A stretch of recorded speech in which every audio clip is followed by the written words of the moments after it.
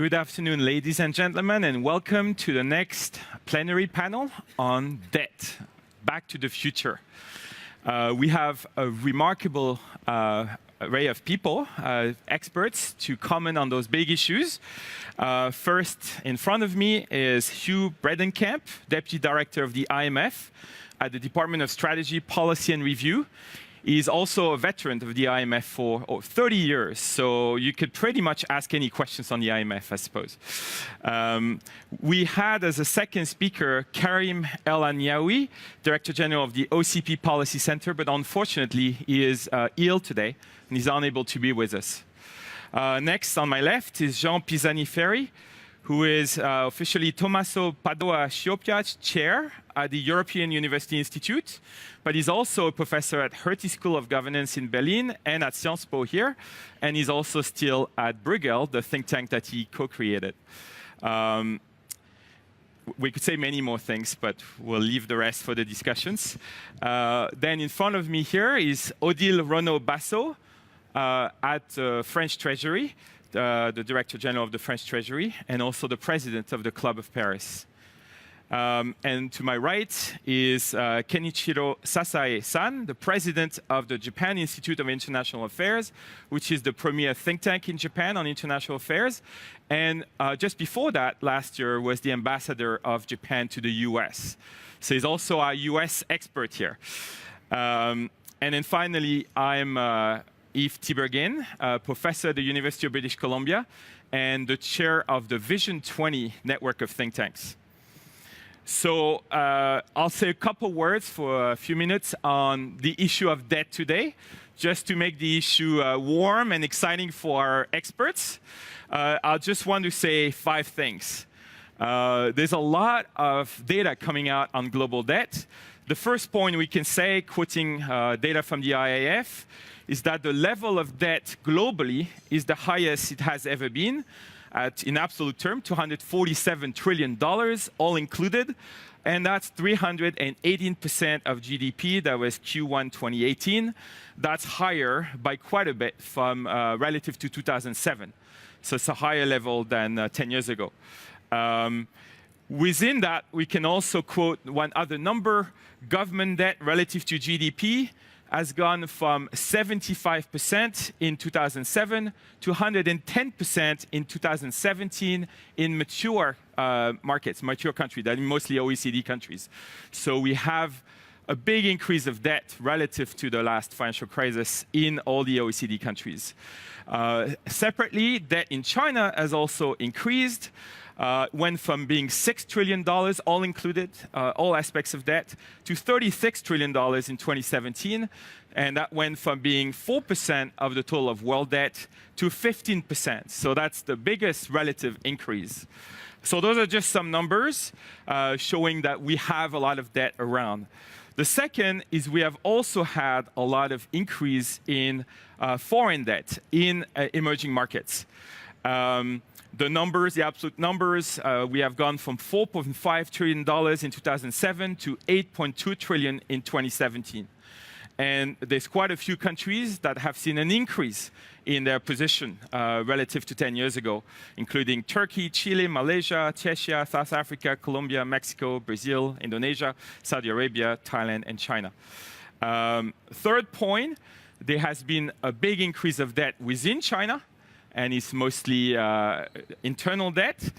So it leads to question on how sustainable, how managed that debt is. But there's also a lot of increase of foreign debt toward China by all the countries, in particular on the Belt and Road Initiative. And the Center for Global Economic Development in Washington has highlighted several countries, 23, but of which 8 that have both high debt over GDP on the difficult side and high level of debt to China. That includes Djibouti, Kyrgyzstan, Maldives, Mongolia, Montenegro, Laos, Pakistan, and Tajikistan. Fourth point, we also see all kinds of other dimensions in the global markets of debt. We find an increase in collateralized loans obligations that are now above $1 trillion. And can they be problematic or not? So in sum, the themes for this panel is the current debt level risky or not? Are we on the verge of another debt crisis, another financial crisis? And what are the components of debt that are riskier? What are components of debt that are still resilient, where we have resilience in the system? And then what progress have we done so far in terms of preemptive risk management and in terms of crisis management? And what better solutions can we come up with in managing this risk? So we'll spend a little bit of time on understanding the riskier components of debt before turning to solutions, both on crisis preemption and crisis management. So I have a first question for our experts, and the first is evaluating the situation today.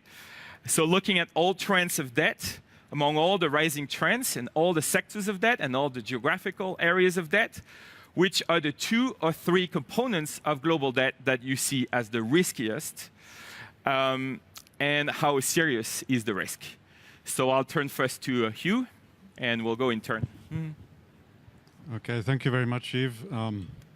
And I certainly won't answer your question about whether a crisis is about to happen, since economists are notoriously bad at predicting when crises will happen. But what we can say is that risks and vulnerabilities in the system have been building and are at elevated levels. You asked to highlight 3 in particular. So the first I would flag is the very high levels of sovereign debt we still see in advanced economies.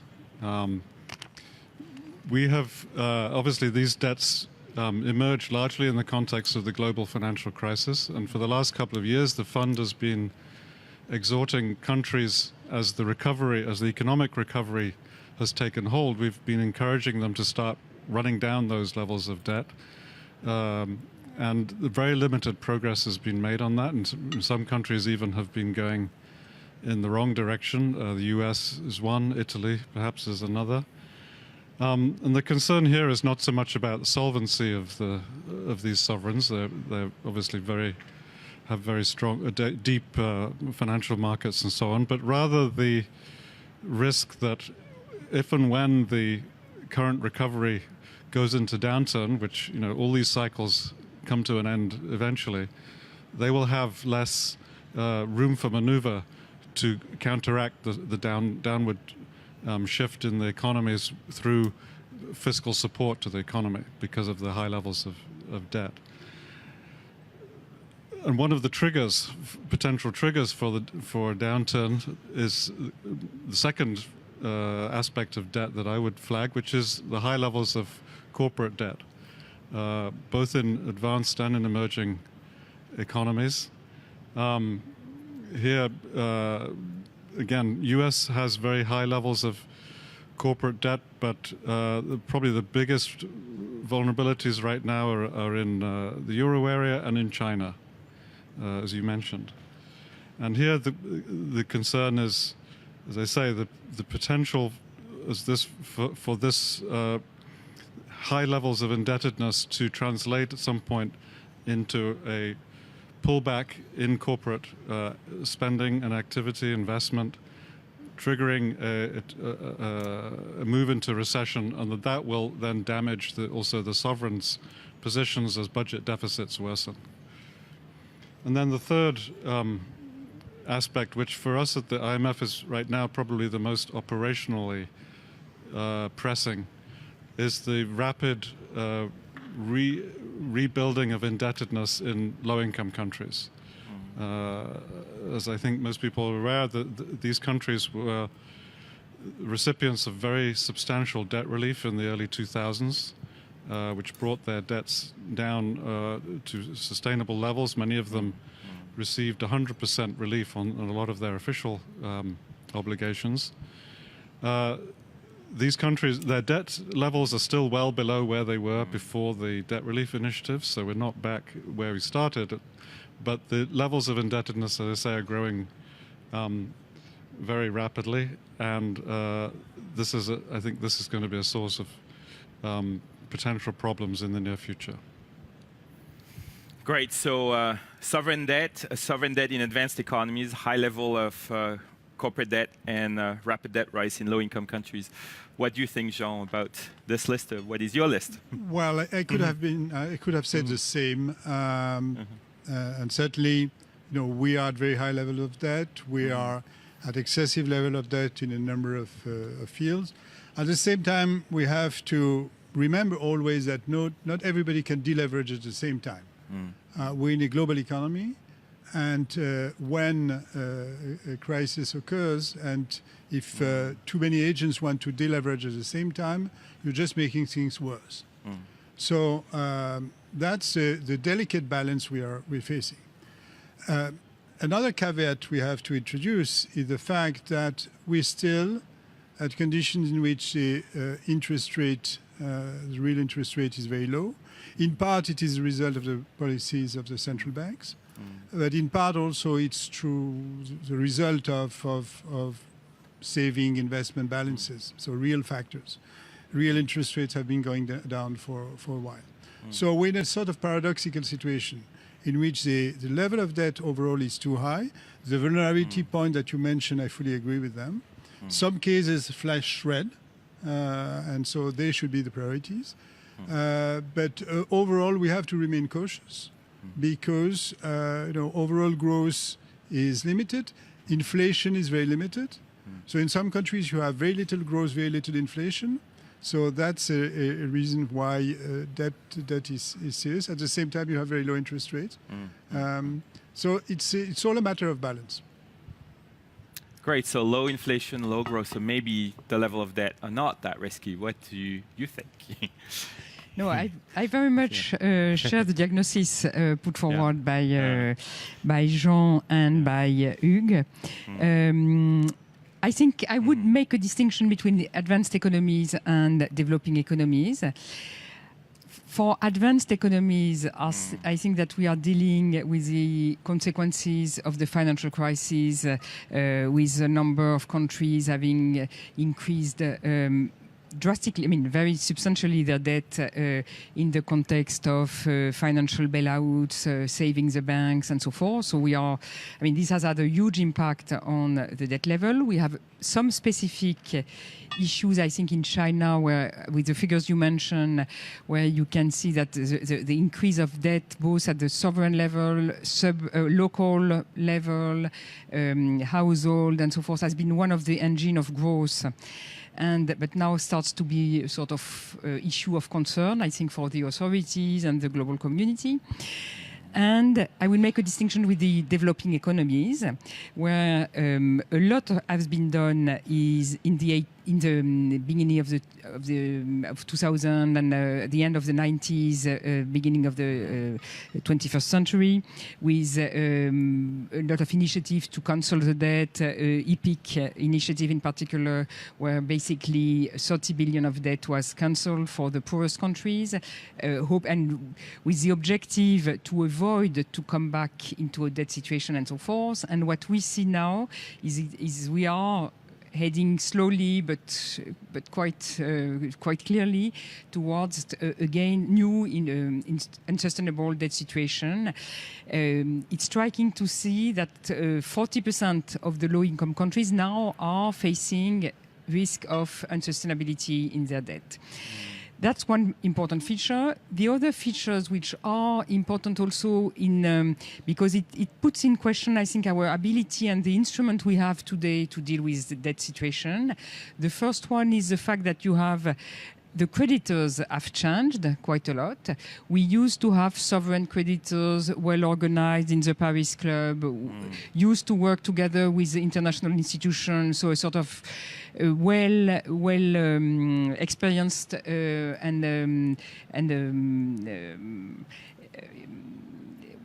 installé, I would say, a framework for dealing with debt sustainability issues or debt crisis, which has started in the 50s and then developing progressively.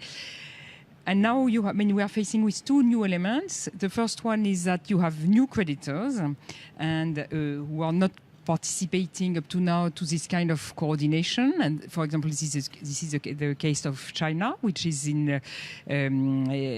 starting to cooperate, but when there is an issue of how to to incorporate or to cooperate with the international community on this kind of issue.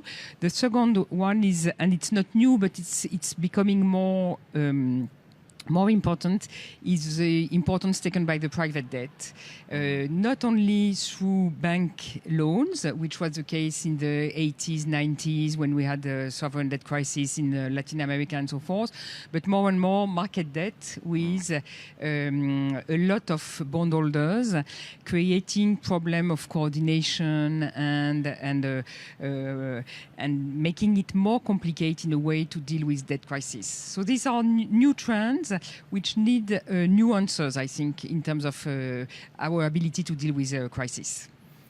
Thank you, Odile. You may want to add, and we'd love to hear from you maybe on the current state of negotiations between the Club of Paris and China. China already has observer status, but how are the negotiations about a potential membership for China in the Paris Club? I think that we are in a close contact with China, and China now has been participating to meeting in the Paris Club as observer for since 2016. The issue is, I think, that we want to make progress into having a more active participation of China in debt restructuring or in exchange of information. And this is a process which is being discussed very openly with the Chinese authorities. I think this has some implication, I would say, in terms of organization, because for China, it's quite a new process which has some implication on how they domestically manage the debt, the different source of claim, because they can have some different kind of credit, ODA, export credit, local authorities credit. So this has some implication and organization issues. And then there is a broader issue of how China position itself in the multilateral framework, how they can manage to cooperate more with us. But what is important, I think, for us is that to progressively enlarge the scope of creditors to those who have claims. And it's interesting to note that Brazil and Korea have joined the Paris Club in the last 2 years. So because they thought it was a useful forum for cooperate. Great. Thank you, Odile. So I'm now turning to Ambassador Kenichiro SASAE-san, who not only has been ambassador of Japan to the US and therefore has a good view of the situation in the US debt, but he's also, I should have noticed, the co-chair of the incoming Think 20, because Japan is about to take the leadership of the G20 after December 1. So a lot is on your plate, and now we turn to your views. Well, thank you. About this financial risk, global risk, there are three components. One in the United States, number two, China, number three, emerging markets and developing countries. On the US, I think it's the debt issue is manageable, although the economy will continue to grow. Obviously, you have to settle down, regulating interest rate and try to work out the best, landing zone of the sort. But at the same time, we recognize some budget deficit growing because of tax cut and also spending on infrastructure and others. And at the end, people might be beginning to worry about the inflation of the sort. So that might trigger some concern. But at this moment, I don't think this is posing a lot of problem. On China, again, I am of the view that it's manageable.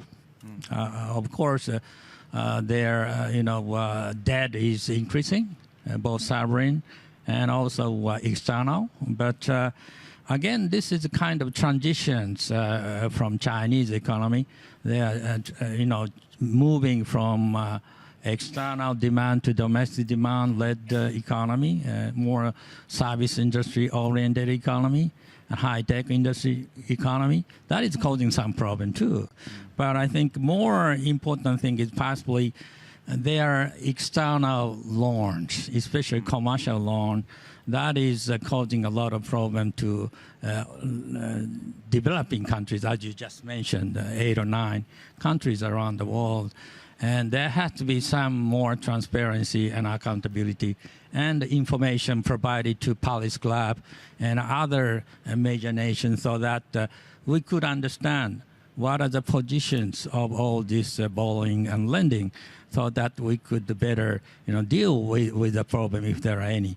So my prediction is if there is more crisis coming out, it could be combinations of emerging market crisis plus some of the trade stuff. Trade war is also imminent, already happening between the United States and China. If that sentiment would make the people think that while the economy might be facing enormous risks, then that would be psychologically impacting on the people dealing with day-to-day trade. Thank you. Oh, well, you can have. Thank you, Ken, for very interesting view. So not too worried on the internal debt of the US or China, but more worried about the external debt of China and emerging markets combined with trade war. So we're going to now turn to our second phase of this debate and look at governance, both at progress made so far and solutions, because it's the big idea of this Paris Peace Forum to focus on new solutions and new ideas. So let's focus first on crisis prevention and what can be done ex ante in global governance before any crisis, dealing with questions of moral hazard prevention and also preempting systemic risks. So I want to ask each of you, what are 2 or 3 elements of progress so far in terms of crisis prevention, and a couple of new ideas that you think even big ideas could be possible over time in terms of decreasing, managing the growing risks from global debt, including addressing questions of moral hazard and systemic risk.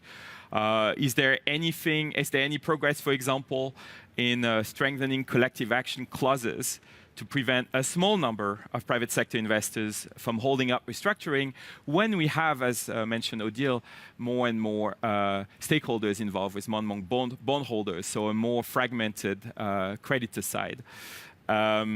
What is the potential role of the Paris Club? Is this something new that could be done? What is the potential role of the IMF monitoring system? And under what conditions could capital control be part of the solutions? So some of the questions may be relevant. I'll let you pick elements of progress so far and solutions going forward, something to improve the situation. So maybe I'll turn first to Jean. No, it's good that you mention capital flows, etc., because when we're speaking of debt, of external debt, debt is obviously the net result of inflows and outflows. We have to worry about the flows themselves. What we've learned recently is that those gross flows, they matter enormously. And they matter more than what we believed in the past when we looked at the imbalances and just assumed that just by accumulating the imbalances, we would have a good view of what's going on. What we've seen in many cases is massive inflows and then massive outflows. What we call the sudden stops. So you see capital flowing in and then brutally flowing out. There were twice as many sudden stops in emerging economies in the early 2000s as they were in the 90s. So there is more of this phenomenon. And this is a very dangerous phenomenon because not only it creates difficulties external, but also it creates internal difficulties by giving rise to much too much internal credit, so it destabilizes internally, and then countries face just balance of payment crisis. So what has happened is that a number of countries have realized that and they have taken a distance. So essentially capital account liberalization in emerging countries has stalled since the Asian crisis. They have accumulated reserves on a national basis to protect themselves. And so we're seeing more of elements of fragmentation. So we need urgently to come to a doctrine on what's the right framework. And in a recent report by the group of Tarman, the eminent person group, they say that there needs to be a common doctrine on what is sort of legitimate the right way of dealing with those flows. I mean, we have changed entirely. The view 20 years ago was that capital account liberalization or financial account liberalization was just good because it would bring savings, it would be stabilizing, so it would help offset shocks. And today we realize that it's just not that. So this is a major risk, and I think that's an issue that has to be dealt with urgently. And the IMF has published a number of papers saying, we recognize the view of the past is not the right one. Countries can legitimately do a number of things, but we're not yet at a consensus that can be operationally implemented so that you know what the top type of things you should be doing. That's just the part, one part we have to deal with. Now, the another part we have to deal with is what we call the global financial safety nets, and what consists in those safety nets to help cope with crisis. But before helping cope with crisis, you have to, find out what's the right way of limiting the incidence of crisis. But if I may follow up, the first element that you described, especially a clever combination of smartly designed controls, capital control, and reserve accumulation. It may be something that economies like Korea, Taiwan can pursue, and they accumulate the right reserves in order to prevent an Asian-type crisis. But it's not available to all countries, right? Particularly the reserve accumulation. Not everyone can accumulate reserves. And are reserves actually a good guarantee? Are they? Many countries can accumulate reserves, but it's a very inefficient way. We're speaking here in a forum that's dedicated to multilateralism. The system, the IMF system, was designed to minimize the cost of this insurance by having a mutual insurance. Now, the mutual insurance system doesn't work anymore because we have countries accumulating reserves, that's self-insurance. We have regional insurance frameworks. We have the bilateral swap lines. So the multilateral system that represented the bulk of the insurance 10 years or 15 years ago, about 3/4, now represent a third. So we see the multilateral system decomposing in a way, under the pressure of all those type of behaviors, national, regional, bilateral, and what remains is about 30% of the total. So it'd be interesting to hear Hugh's response on that, as well as your own views on solutions. But 2 points, right, that were made by Jean. One is that, there's been a huge shift in the international community towards supporting capital control, the fundamental shift. Do you think that shift is full and fundamental, or is it just partial? And then second, that the trust in the IMF-centered system of managing debt has eroded to the point that many countries are looking for other insurance policies in a way, bilateral or self-protection. How would you respond to those points? Do you agree, and why or why not? So, first on the capital flows issue, as Jean rightly says, the fund's view has evolved in the recent years in two ways. First of all, we do believe that countries need to be very careful in opening up capital accounts that were previously closed. They need to move in according to their capacity and their ability to cope with the inflows and outflows in capital markets. And secondly, we have, as he says, come to views on how to advise our members in the use of capital controls, both when they're facing heavy inflows and when they're facing, when the capital turns around and they face outflows. The way I would characterize it is that we do have a view now in the international community that's been accepted by the fund's membership, which is, all 189 countries. That's what we call the institutional view, which basically says that countries should be open to using capital controls so long as that, first of all, in facing evident pressures, either inflows or outflows, and secondly, so long as those controls are not a substitute for using proper macroeconomic tools or to avoid essential underlying adjustment needs. And so we've been implementing this so-called institutional view for the last 4 years.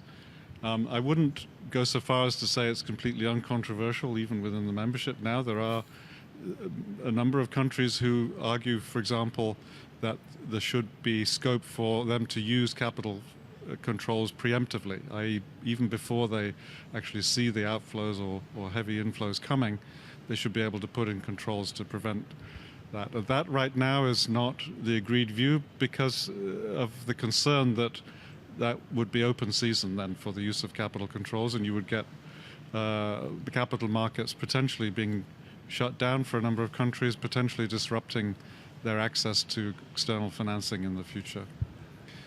On the global financial safety net, I agree with a lot of what Jean said.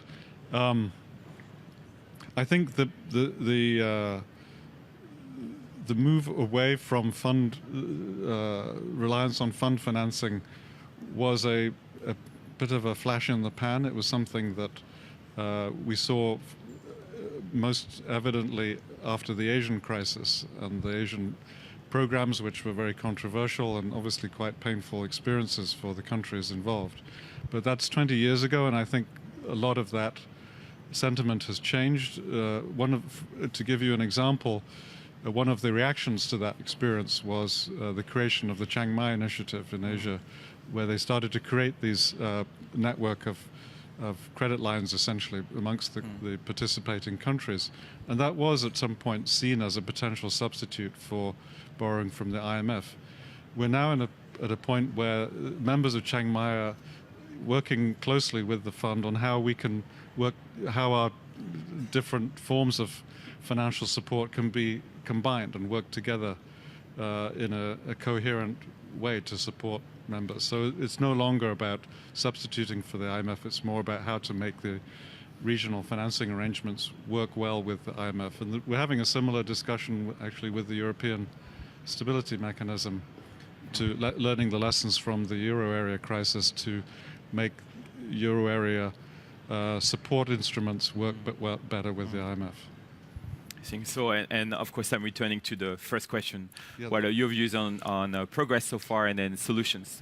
Yeah, so I think, I mean, the key to crisis prevention, it's almost a tautology, is responsible borrowing and lending practices. And for that you need two things. You need, first of all, transparency on debt. Not only on the amounts of debt that countries are taking on and who's lending it, but also on the terms of the lending, because without that, nobody can do proper credit risk analysis and decide what the appropriate amount of new lending is. Secondly, if you have the good data, the question then is how do you translate that into assessments, useful assessments of debt vulnerabilities. And there I think we've made quite a lot of progress in the last 10 years or so in upgrading our debt sustainability assessment tools in the IMF. Europe has also been developing their own tools for their own financial management purposes. And we are actually collaborating with them now on trying to see if we can get a harmonized assessment approach again to allow us to work together more effectively in the future. Fiscal rules is another potentially useful crisis prevention instrument. The euro area obviously has an elaborate set of fiscal rules, maybe too elaborate at this point to be functional. And we've in the IMF we've argued for a simplified set of fiscal rules in Europe that are easier to explain to the public and politically, and easier to enforce in practice. Independent fiscal councils is another area where there has been progress, I think, in the last 10 years or so. And there's been quite a lot done since the global crisis to break the pernicious link between banks' balance sheets and the sovereign's balance sheet. So making banks more robust so that when they face losses in the future, those losses can be absorbed by bank capital rather than by taxpayers. And that's an area where the agenda is not complete yet. There's still more to be done, but we've made a lot of progress. Where I think there are problems is on the debt transparency, debt data transparency side. With, as Odile was saying earlier, the increasing importance of new official creditors, private lenders, some of which are not just banks, some of them are private commodity trading companies, for example, where debt is often sometimes not even recorded, at least in the official accounts. So we get this problem of debt surprises, as we had in Mozambique. Even if the debt's recorded, the terms are often kept confidential, and when the country gets into crisis, it turns out that the debts have been heavily collateralized and are very difficult to restructure. So debt transparency, I think, is a key area where we need more progress. And I think embedding debt sustainability and assessments into especially sovereign lending to other countries is not yet pervasive. And I think China still has some way to go there. They have, I think, their mindset has moved a lot since their lending activities started. In the initial days, they took very much a project-by-project view of how to do credit assessment and completely dismissed the notion that they should have an eye to the macroeconomic state of the country that they're lending to. They've now moved, I think, to recognize that macroeconomic risk, especially the indebtedness of the sovereign, is an important condition, but they haven't yet been able to embed that fully in their lending decisions. So I'll stop there. Wonderful. So thank you. Lots of ideas here, especially on transparency and better risk assessment. I'll come back with a concrete case to submit to actually all of you to test this, how in action we could implement this. But I'll first of all turn to Odile for your views on improvements and solutions going forward. No, I very much share what has just been said. In particular on crisis prevention, on the issue of transparency.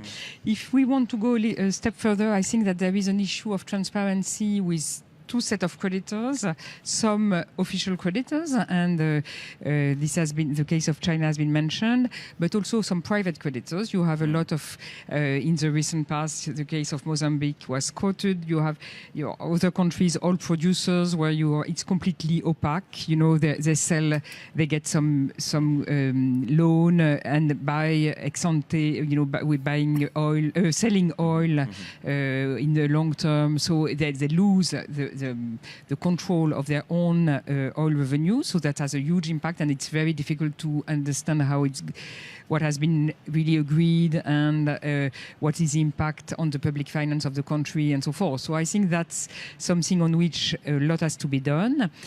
What we are trying to do in concrete terms is to try to get the private sector agreeing to these kind of principles. We are currently discussing with the Institute for International Finance, IIF, which is based it gathers a lot of international banks involved in this kind of financing. And we are discussing with them as a Paris Club to try to convince them to agree on a set of principles that they would implement. Of course, it will be a sort of voluntary principle, but that has been done in the past. In 2004, they agreed on some principle for debt restructuring. I think we really need to make a step forward in terms of debt transparency. The second element, as was mentioned, is how you take into account debt sustainability when it's extending lending.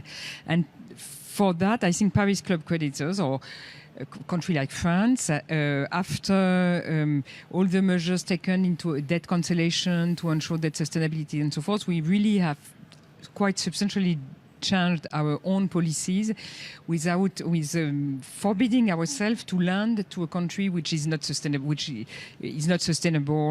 over the medium term. So this has an impact on the way we do ODA, for example, less loans, more grants, and this is something which should be taken into account and on which it's very important to build a consensus. And that's the discussion also we have in the context of the G20, where we agreed on some common principles, and we agreed on principles on transparency and debt sustainability, that new finance should be only expanded under the form of loan when a country can pay them back. And we are launching a sort of self-assessment of what the G20 countries, how the G20 countries have implemented this principle. And the IMF will be key in that respect, because all countries are expected to report to the IMF what they have done. And I think it's a way to make progress and to avoid new difficulties. The third element I wanted to mention is one of the issue when it's a little coming later, but it's how to cooperate when there is a debt crisis. And this is, I think, in this forum discussing global governance and so forth, I think the experience of the Paris Club as an informal, non-organization, but still very efficient in terms of cooperation, of creating a forum for countries to cooperate on a voluntary basis and finding ways to agree on common solutions, relying on IMF expertise with the implication of the World Bank, and being very much on an ad hoc basis, being able to deal with situations on an ad hoc basis. And for example, to invite and to bring in creditors who are not regularly participating to all meetings, but who are interested in if they are creditor for a specific country. And for example, it's quite interesting in terms of global governance, because it's not a formal institution with statutes, rules of the game, defined sort of treaty for defining the rules, but much more principle-based, informal, non-organization, but still very based on cooperation and being able to handle specific situations. It's interesting to note, for example, that more than one third of the agreements in the Paris Club have been involving countries that were not members of the Paris Club. So that's it shows that the flexibility of the approach. And what is important, I think, is that Paris Club creditors, which are countries, sovereign creditors, can discuss with sovereign creditors, private sector, to trying to find also common grounds to deal with a country facing difficulties of debt. And this is what we are doing with a sort of regular discussion with all the private sector creditors. And last point I wanted to make in terms of suggestion is we need, I think, to make further progress to be more creative in the terms of the debt. And I would take two examples. I think the AFD, for example, so the French Development Agency, they are developing what they call counter-cyclical loans. So the terms of repayment depends on the economic situation of the country. If the country is slowing down, the repayment terms are reduced, and if the country is on the contrary, so it's a little bit linked bonds, but it's a way to help addressing a cyclical situation. In the Paris Club, we are also experiencing some sort of debt restructuring related to natural catastrophe, climate. For example, we have an agreement with Grande where the debt repayment schedule can be changed if there is something happening in terms of hurricane or natural catastrophe. So that also gives some flexibility. And the last element I wanted to mention is the CACs that you mentioned. Right. You know that, I mean, there has been a lot of progress, I think, globally on the global debt on introducing CACs. This is done, I think, quite broadly now in European countries. It's done all the time. And in a number of emerging countries, it's also done and quite efficient. It has allowed some to have orderly restructuring of the debt of Ukraine or Belize with the negotiation organized decided by the bondholders around these CACs, so which allows to have some majority rules to decide the debt restructuring instead of having to have a unanimity of all bondholders. So it reduces the power of bondholders that do not want to participate to the restructuring. I think that's quite efficient. We are in Europe reopening the discussion on whether we should change a little bit the terms of the CAC to make it even more easy as an instrument, even more easy to use. So that's a discussion that is taking place currently. Can I ask you what's roughly the proportion of all emerging market debt that has CACs right now? Is it majority? Is it not majority? I don't know. Because the Argentinian and Greek cases were pretty bad cases, which which spurred progress in CACs. But is that majority now of new loans? Well, there are old style CACs and there are the new style CACs. So I think most sovereign debt has collective action clauses of one form or another. But the Argentina case illustrated the weaknesses of the old style collective action clauses. So in 2014 there was an agreement, some work done between the fund and the U.S. Treasury and the International Capital Markets Association on developing a new style collective action clauses that were more robust to hold out threats, basically by allowing multiple series of bonds to be combined for voting purposes, so that any holdout would have to really put in a large amount of money to get a big enough stake to block the entire restructuring. So those new style CACs have been about 85% of issuances since 2014 have had the new style, more robust collective action clauses, which means that on our estimate, about a third probably of the stock of debt has these kinds of collective action clauses. So obviously it will take a few years as the debt turns over before they all have it, but I think we've come a long way, and as Odile says, we're already seeing the benefits from some of the new clauses. Very helpful. Great. So now I'll turn to Ken for... Well, on international global institution, I don't think there is much alternative to Polyscrap, IMF. And possibly we should pay more attention to OECD in terms of principle of giving development assistance and so forth.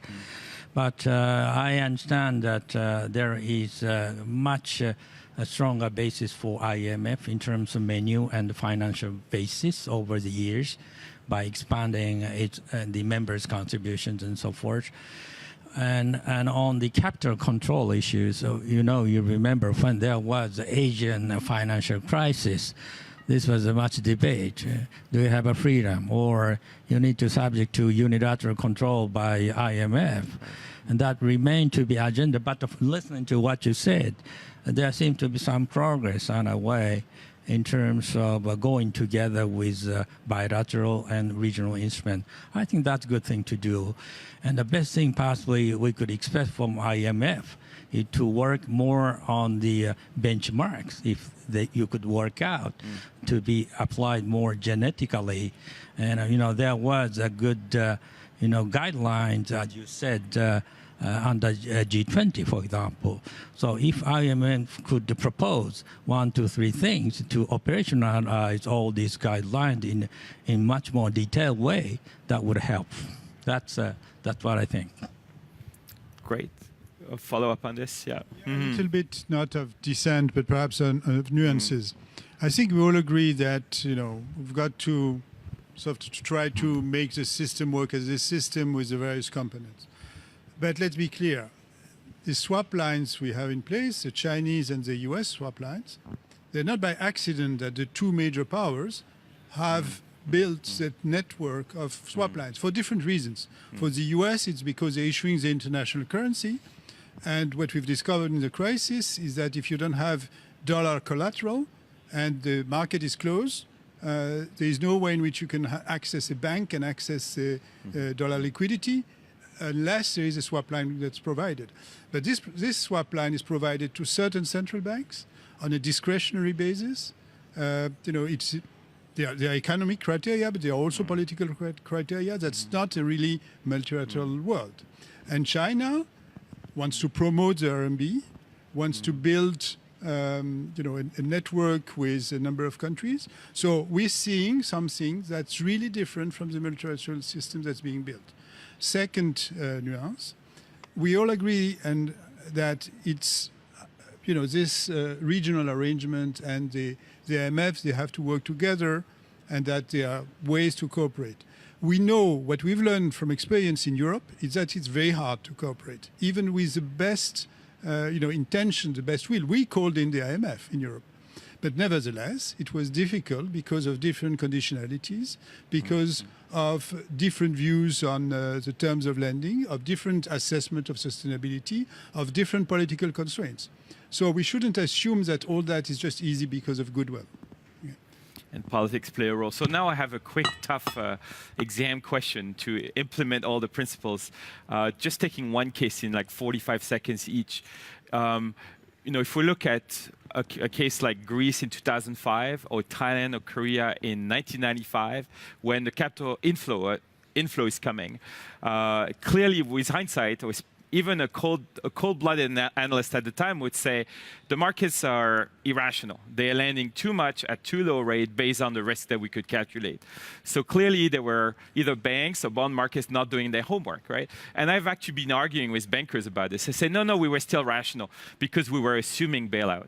And so clearly this is a case that we want to avoid, where we want to avoid more hazard, where the landing is clearly going to be reversed and it's going to be bailout.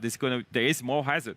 Do we have any tool today to prevent something like this, where there is too much money coming in that's not rational based on pure analysis of return the return on projects and the risk of projects? Do we have any real tool?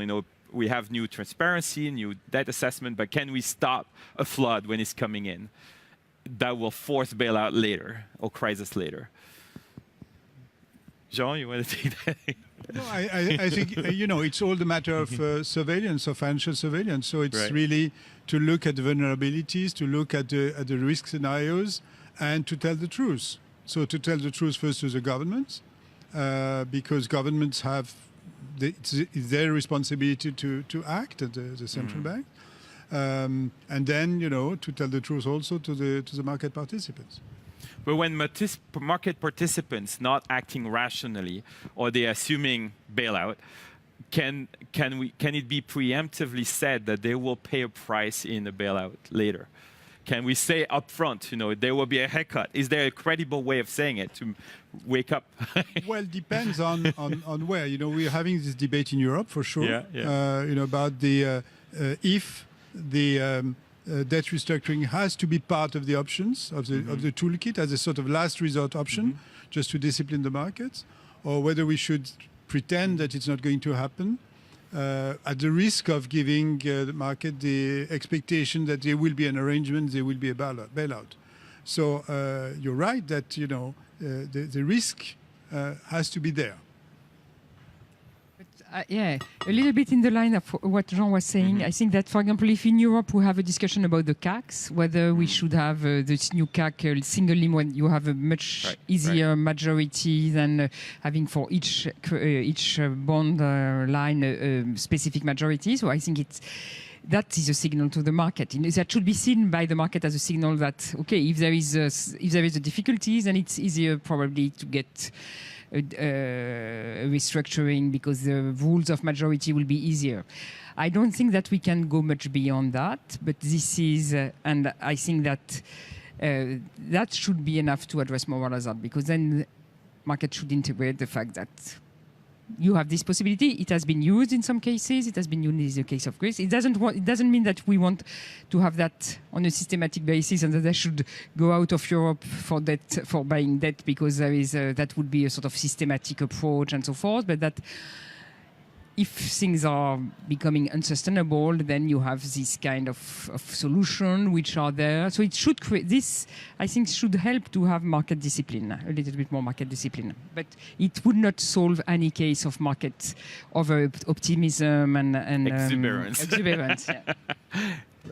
Would you like to add something? Yes, I think I agree that it's helpful to try to establish some bail-in rules, if you like, to persuade investors that they're not going to get bailed out if they get into trouble. And we've supported, the fund has supported the BRRD, so-called, the mechanism that the Europeans have created to indicate the rules under which bank creditors would be bailed in. I think those kinds. The fund, by the way, also has strengthened its own lending policy framework to send a clearer signal about when holders of sovereign bonds will get bailed in an IMF program. I think as though it's fair to say that these rules are easier to write down than they are to implement, to hold to in practice. As we saw a couple of Italian banks in Italy, in Europe, about a year ago, there were ways to get around the rules, which were in the end exploited. So those holes can be plugged maybe, but it's always going to be difficult to enforce ex post. So I very much agree with Jean's point that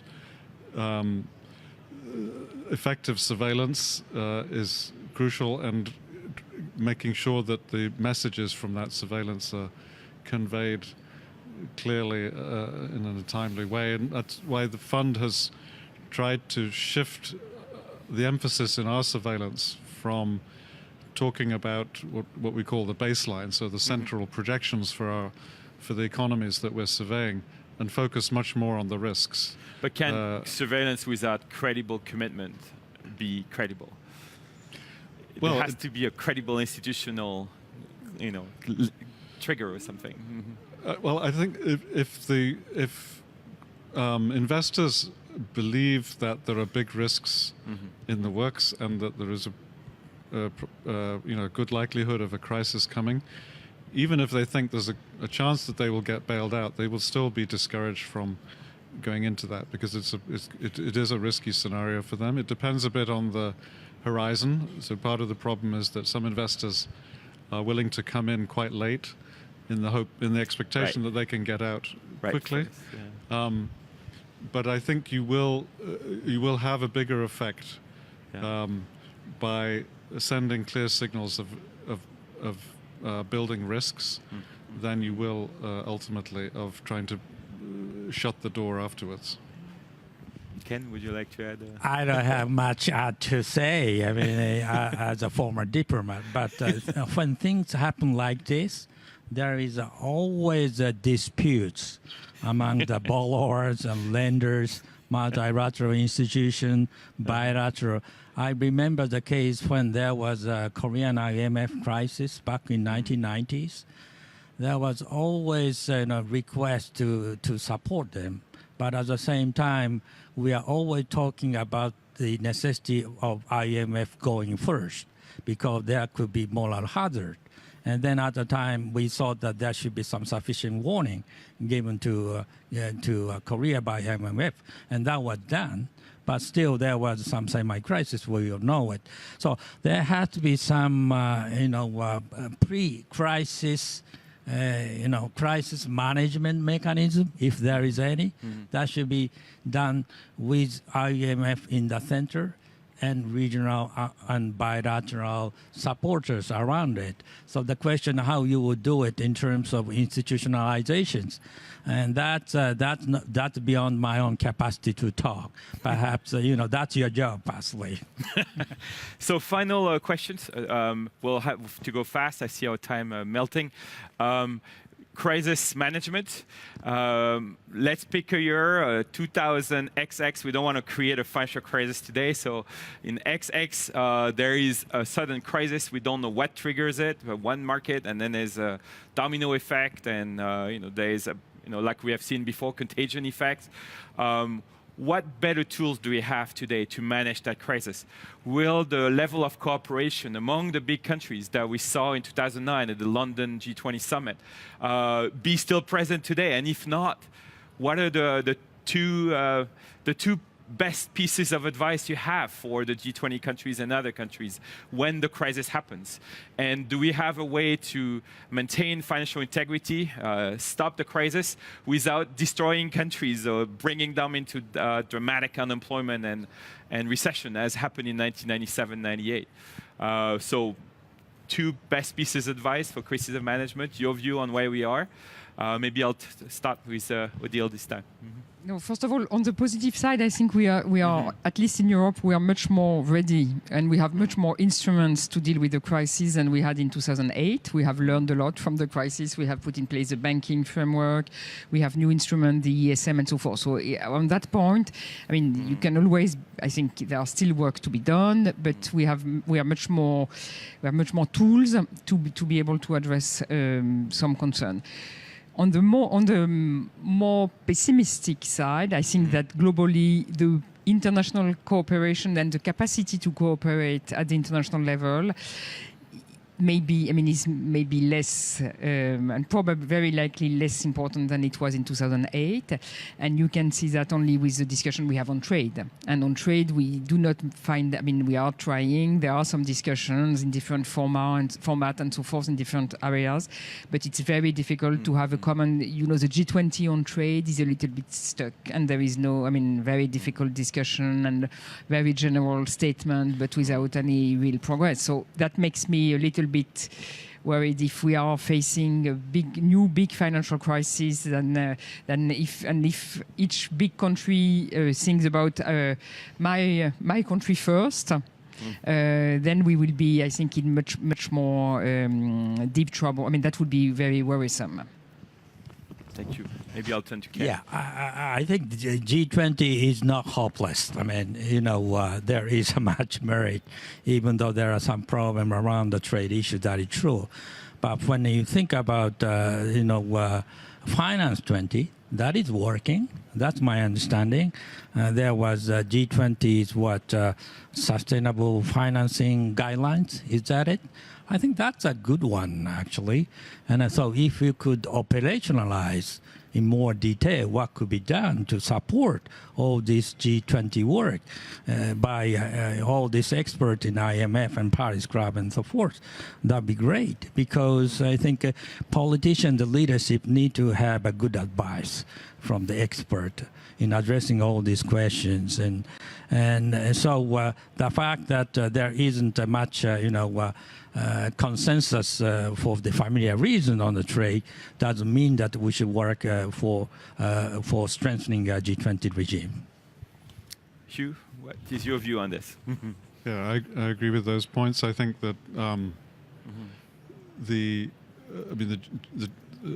London summit, the G20, essentially the revitalization of the G20 was crucial to addressing the previous crisis. And I think even though the politics have obviously changed since then, my guess is that in the face of if it really were a truly global crisis, that a lot of the kind of infighting that's happening now may be set aside in the collective interest. So, and I think having a global collective response it would be critical to a successful outcome.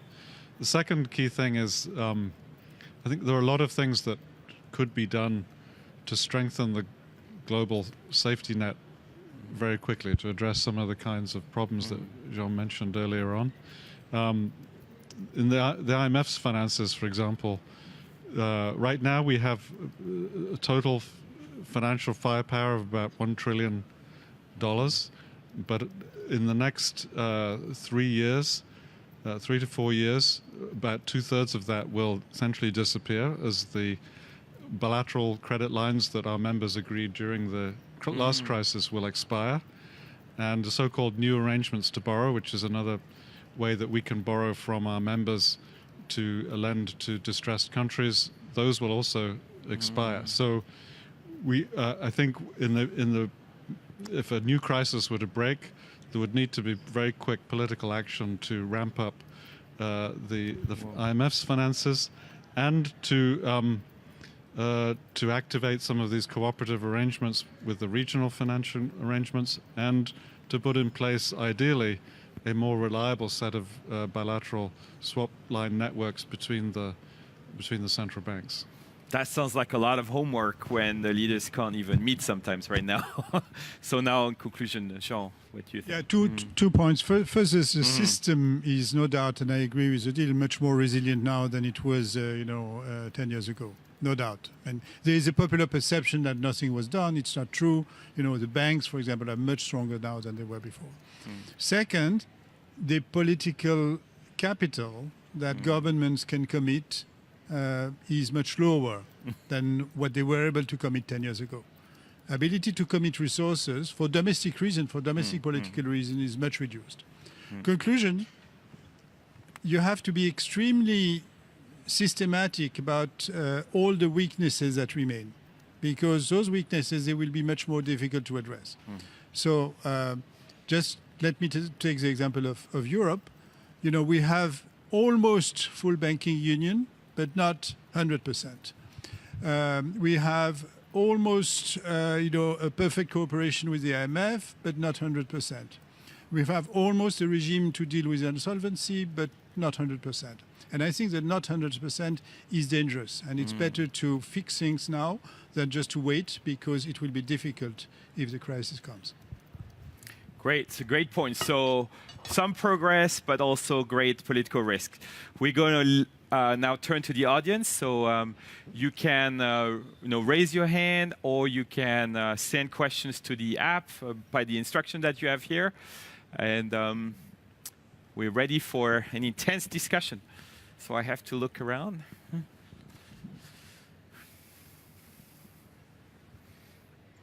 Okay, there is one here. I'll start here. Number 7. Okay. Thank you. I guess you can hear me. I'm Francesca Di Mauro, European Commission, working with developing countries. You discussed a lot about the sustainability, the macro sustainability of debt. Perhaps a question more on how do you look actually at the composition of debt? Because, of course, the type of investment and the loans that the countries, developing countries in particular, take over, they take up. The nature of those investment can have a difference on whether they can repay. So, of course, I know this is a bit more World Bank agenda in terms of looking at the composition, the public investment management. But indeed, maybe this is something that should be looked at a bit more in depth to see what are the investment that can be profitable and give a proper return. Thanks. So hold on for the answer. We're going to bundle 4 in the first batch. So who else is? Oh, number 1 over here. Okay, thank you, Artemisa Montes from Mexican Observatory on Crisis, and actually quite pleased to have this panel today. It's basically going back to your comment on corporate debt, and in the instrument, if you are implementing any instruments and or safeguards regarding corporate debt because of the multiplying effects this can have in different markets, not just the debt market, but other markets, even the productive side of the economy.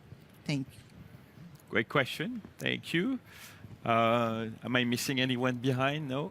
So number 7. And then I'll go in the front after. Yeah. Bonjour, messieurs, dames. Moi, ma question ça concernait le FMI. Alors, je voulais demander l'évaluation même des dettes. Est-ce que c'est une question de rationalité ou tout simplement une décision politique ou géopolitique? Parce que dans la méthodologie, on peut discuter même. Another great question. Thank you. And then finally in the front here. My name is Kosuke Takahashi. I'm from Tokyo. I work for Jane's Defense Weekly. My question is, when it comes to the government debt, one nation stands out among the rest. That's Japan.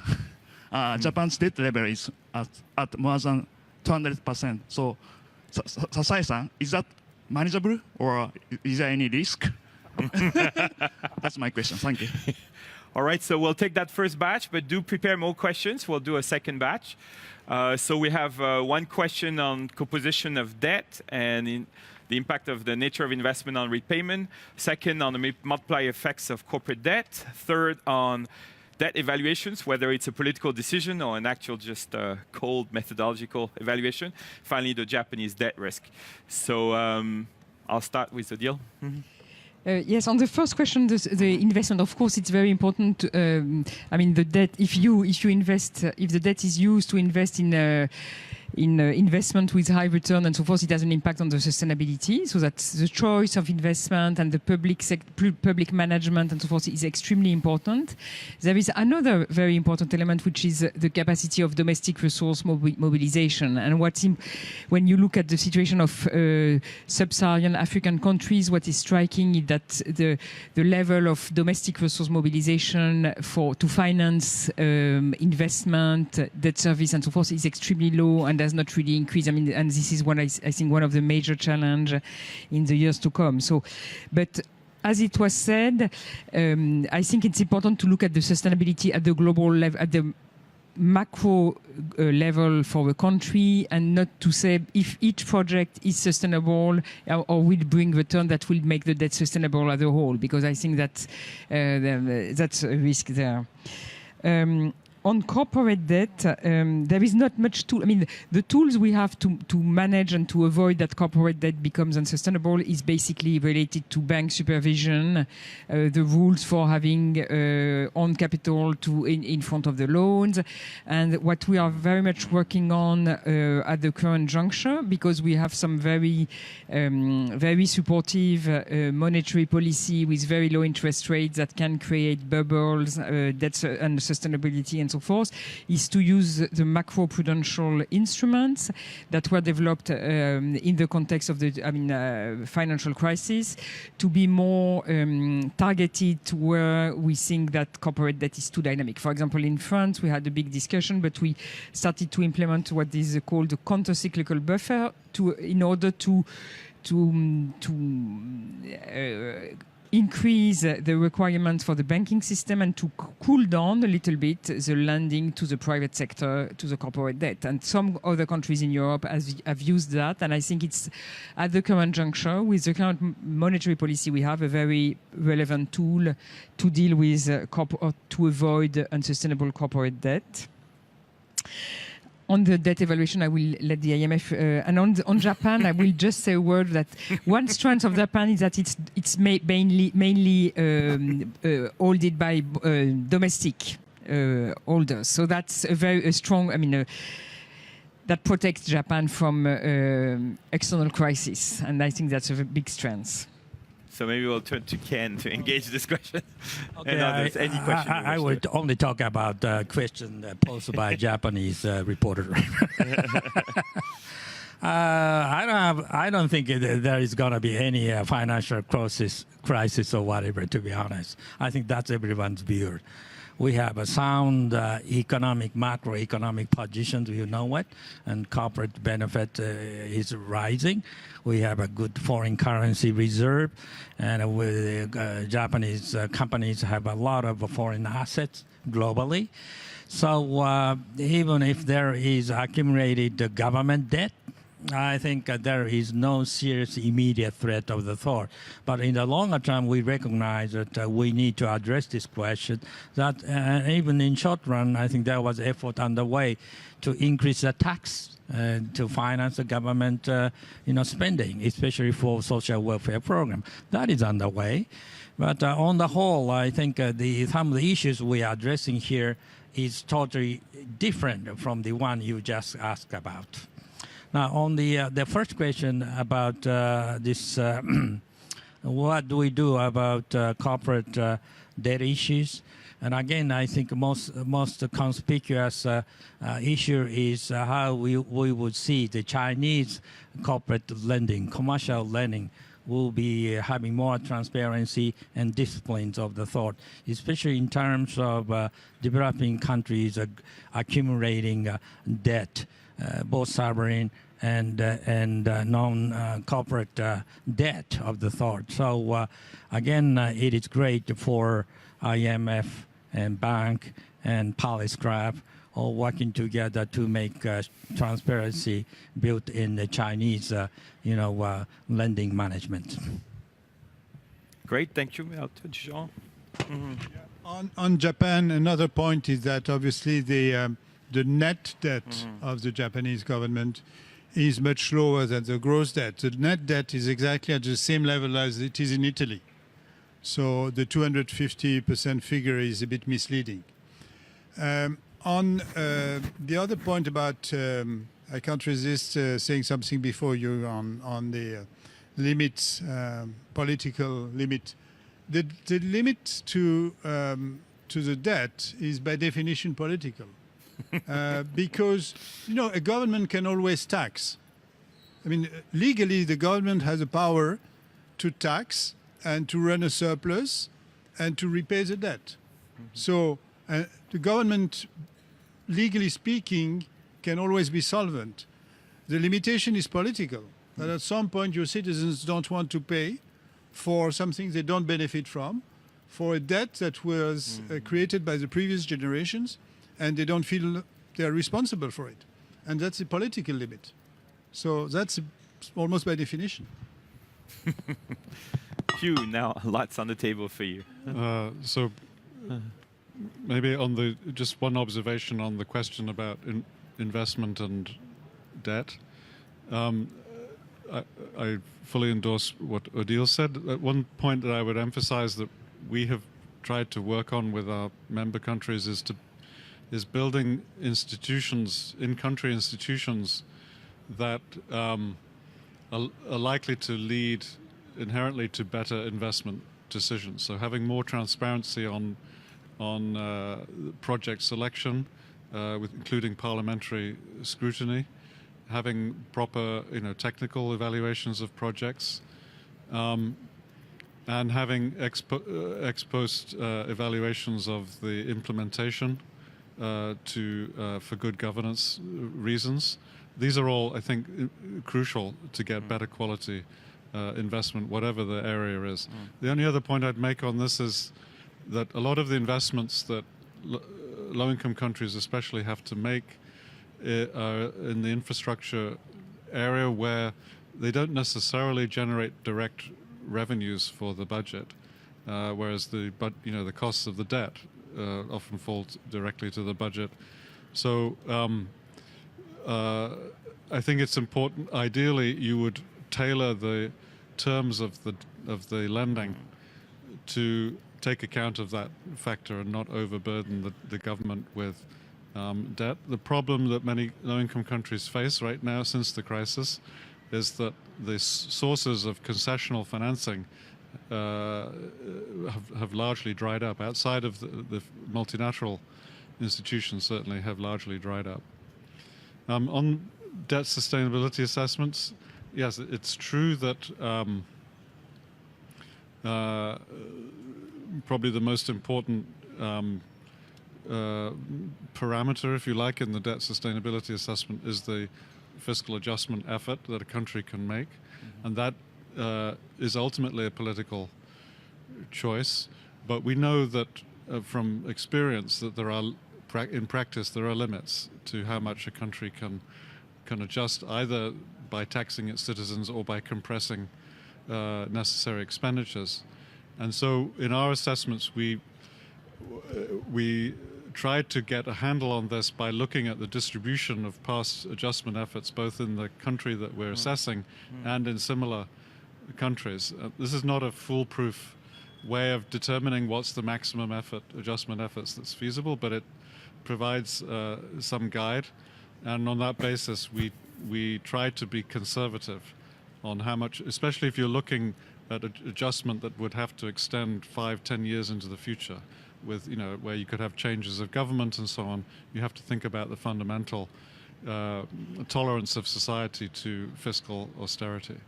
But there are a range of other key parameters, projected growth, projections of external conditions that affect the economic prospects of the country.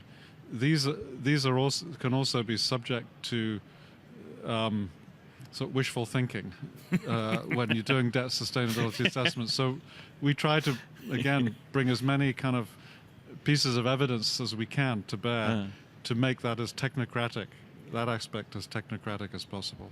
Is your data on the tolerance of society and what's actually possible in terms of debt public for country by country, right? Or is well, we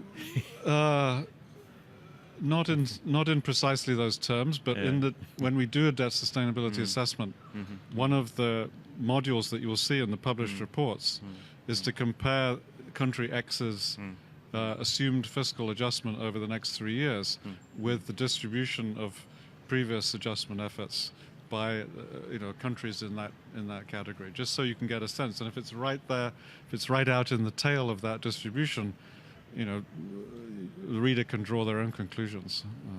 Great. So we have time for a quick second round. There, I'll start with one that came through the magic iPad, and then we'll collect a few more. It's on the AIIB. What is the role of the AIIB in the financial debt market? We have all spoken here about the traditional institutions and the EU, but what about China? Can we rely on China to provide sustainable debt? So that was a question one. Here, number 7. Anyone behind? No? Number 7, yeah. Thank you very much. I've also sent my questions through the internet. What is your view on this new class of assets, which are the diaspora bonds? It's a way, in my view, to tackle exchange risks and to finance infrastructure in emerging countries, long-term financing for infrastructure. Thank you for all your comments.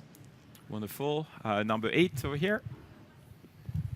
Hi, my name is Ariana. I'm a Canadian student studying here in Paris. I'm not very well versed in the financial sector, so hopefully this question makes sense. But I know there's been a lot of reforms to the banking system following the financial crisis, and I was just wondering what your thoughts were on the shadow banking system, notably the peer-to-peer lending system in China, and how sustainable that is, and what the risks of the regulatory system surrounding that are, I guess. Thank you. Good to see another Canadian here.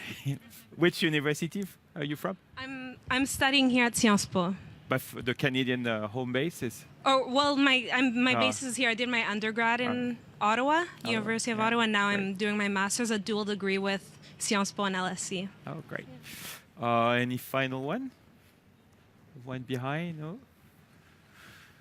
Good. So that's it. So now, who wants to go first? Maybe Ken? Would you like? Any of those questions? Lots of good questions. Okay. First, on this AIIB. I think AIIB is basically the lending institution for infrastructure and other country-specific projects of the sort.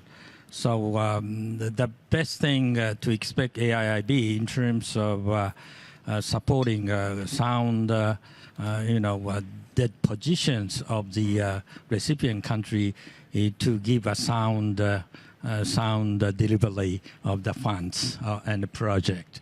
That will require transparency, accountability, and fiscal soundness. These are the things that we have known already, but still, I think the issue is how you would implement. I think it is great to see AIIB is now closely working with ADB and World Bank in terms of regulating all this sound management of the loans and so forth. But in wider context, this AIIB is also the part of Chinese LIB of the thought. So the question comes that what is AIIB is designing at the end. So that is still unclear.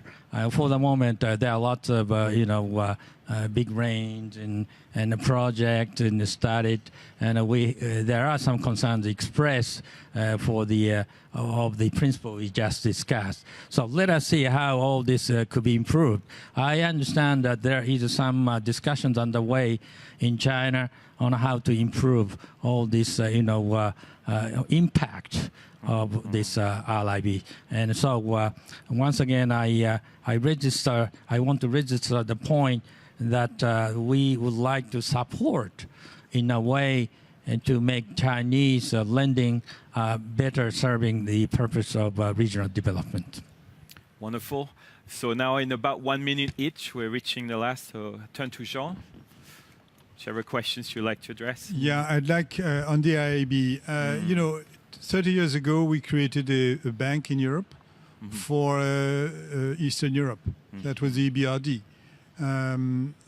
The Chinese have created the IAB, also a regional bank with wider reach.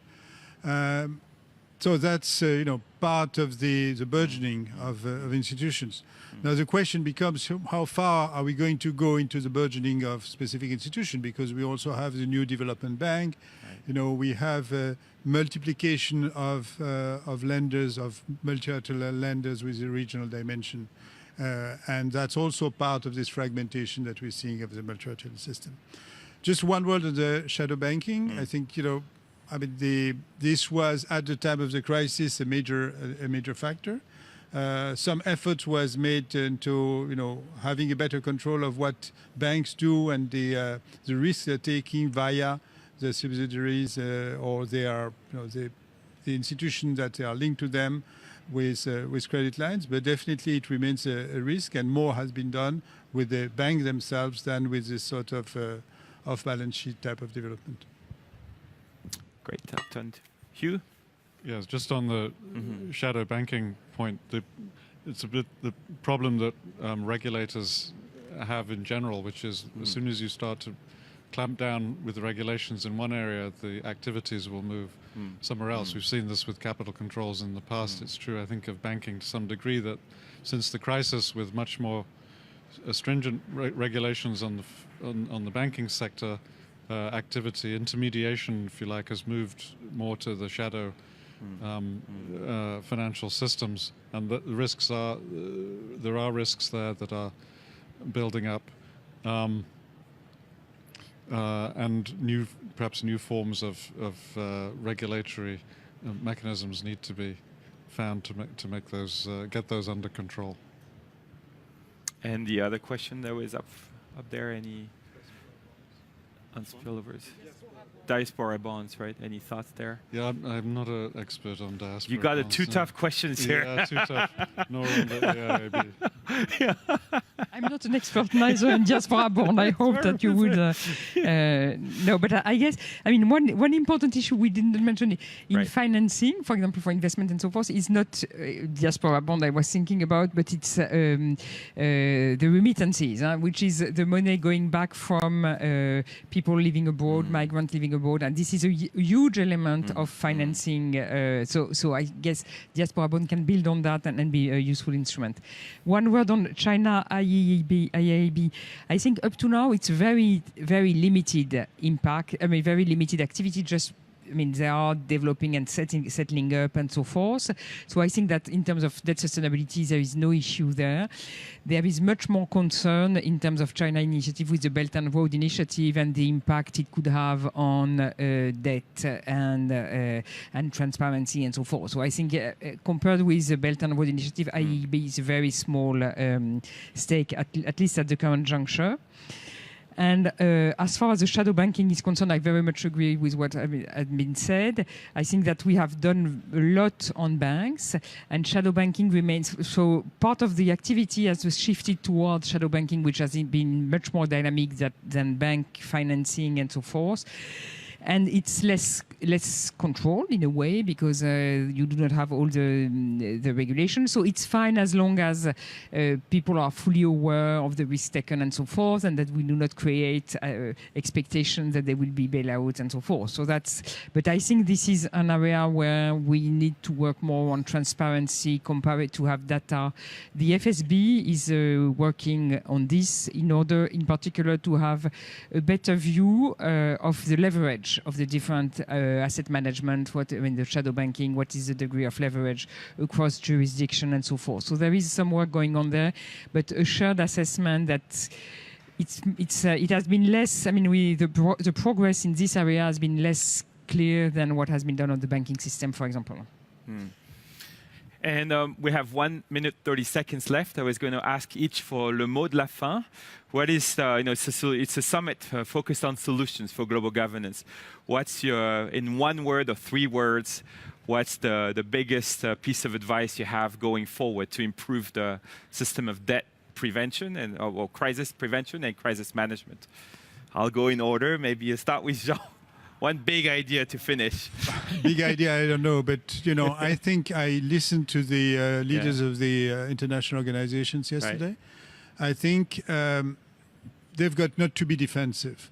The key word would be innovation. Innovation. We're in a different world. We're not going to recreate the system of the post-war era. We're not with the benevolent hegemon we had in the past. So global governance has to be reinvented for this world. It's not just by saying that we're good and just keep it as it is that we're going to find solutions. Wonderful. Hugh? Yeah, I mean, the key message, though, is that the global collective action is always going to produce better outcomes than every man for himself. The challenge is how to make that operational in a world where, as Jean says, the politics have changed, and we can't. I agree. We can't just keep on exhorting people to go back to where the status quo ante. We're going to need to find ways for the institutions to adapt, so that those who are currently not participating, including in the area of collaboration on debt, can come into the fold. So that message has to be heard, especially within 1,000 meters from the headquarters of the fund. Focusing on debt, I think that to deal with debt issues, whatever they are, in the future, we will need to have cooperative action and to engage with a number of players which currently are not, we were not so used to work with, but that have to be engaged and to play cooperatively with all the other players. So collective action again, cooperation. Well, and Ken? There is no panacea. No panacea. To fix a crisis. So the best thing is to prepare for it and to improve the deterrence, including monitoring and surveillance, and to make sure that everybody is aware of the issue, including the borrowers and lenders. And that's the same as human health. You need to prepare in advance. That would make the life easy. Wonderful. So these are the words of the end. Please join me in thanking our wonderful expert presenters. And thank you to the audience for listening for 90 minutes on the debt. Thank you.